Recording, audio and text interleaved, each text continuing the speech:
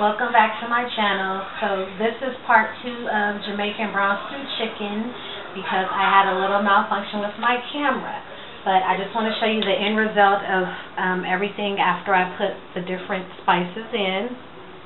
So right now in the bowl there is scallion, which is green onion. There's tomato.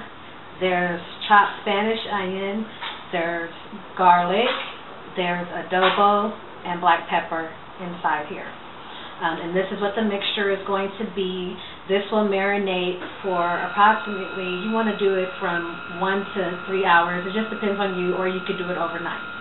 Okay, I'm going to fill it with the top. And now I just want to show you a few ingredients that will actually make the consistency of your sauce.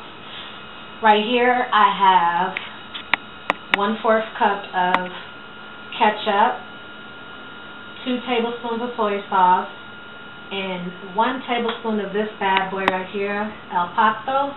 Instead of using Scotch bonnet or what they call habanero peppers, I use this instead. It's just my preference so that I don't have to deal with cutting the peppers or having any accidents with that type of spice. And then here's the browning.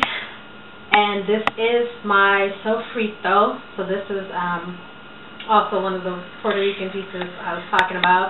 And you may be asking yourself, why is my sofrito red? That's because I use red bell pepper when I make my sofrito.